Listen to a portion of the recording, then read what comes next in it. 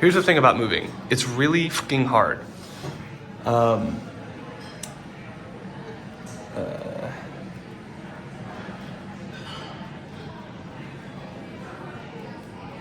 We're gonna fast forward and I'm not gonna explain everything. So in this corner we have coaching, which is, coaching receiving, LOL. So I receive coaching on nutrition and recovery techniques and programming for workouts and just general life. 1, 2, 3. And these are gonna help me remain in excellent shape so that I can keep working 5, 6, 7 days a week sometimes, up to 12-hour days back to back to back, and still perform well and have energy and be happy and remain injury-free and remain healthy and not develop weird illnesses from overworking or overtraining or any BS like that. Now, this is down here at the base of this, we'll have the van life or the car life, van life. Now, there's a long story that I'm not gonna make promises that I won't keep, but I would like to make a video explaining how I got into this whole like van life, car life thing. But long story short, I took a trip, cross-country road trip, and ended up with some friends, and then the rest of it was solo, and I stayed in the desert in Nevada by myself, and it was completely life-changing. The sensation in my body of being completely detached from society and electromagnetic fields and like completely in magnetic balance with the earth was just, there was nothing like it. And I realized that this is actually related to this, because I sleep better in the van. So better sleep, which is related to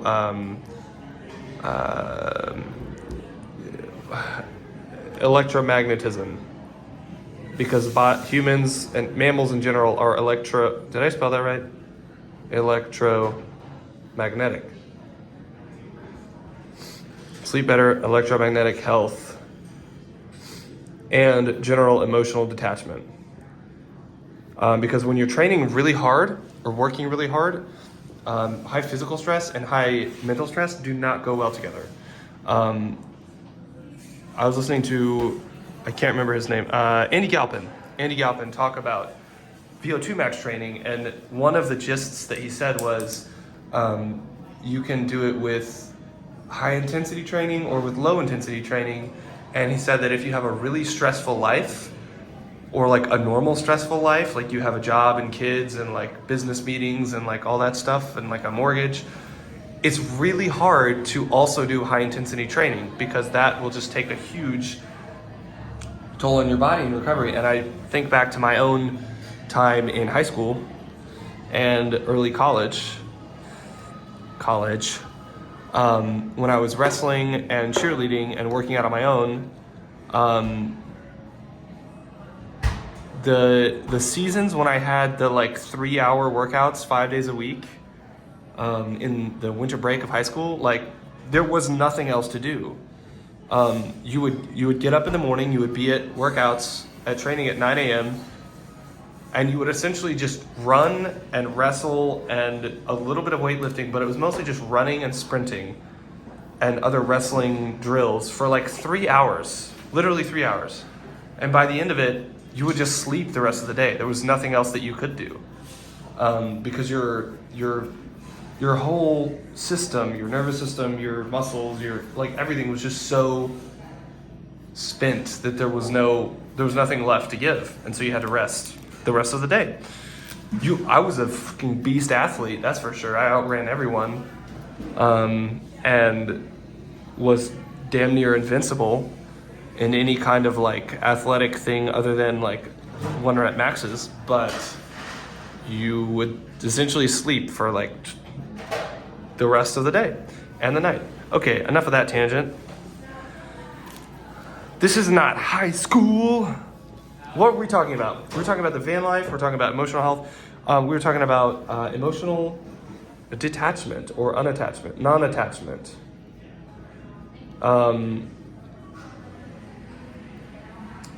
There's something about being able to sleep comfortably alone in like the woods or in a parking lot near the woods that is really, for me, relaxing, because it's like, well, I don't have to deal with any roommates. I don't have to,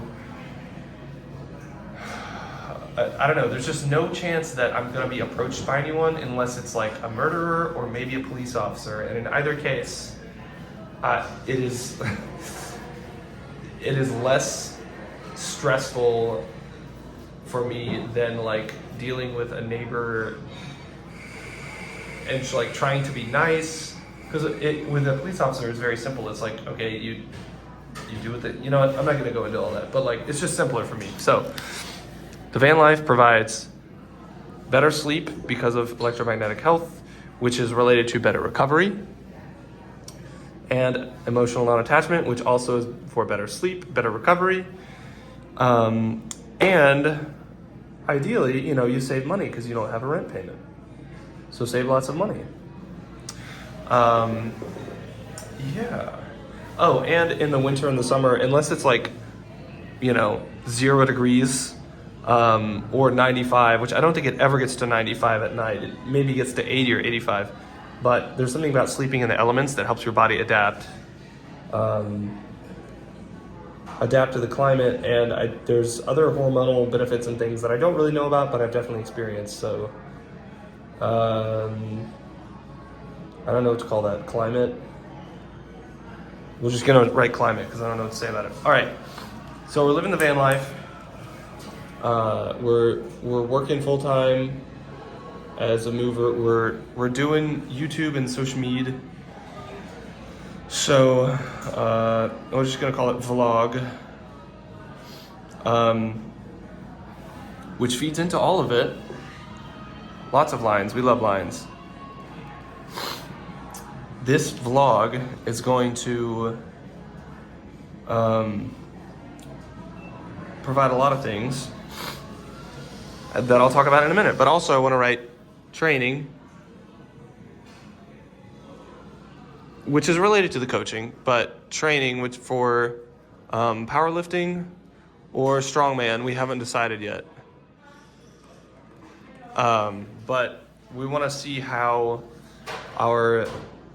we want to get stronger, obviously, and we want to see how we want to track and measure how a summer of full-time labor, which is like probably 50 or 60 hours a week for like 3 or 4 months, how that affects our performance, how that affects VO2 max, body composition, and bench, squat, deadlift, and other strongman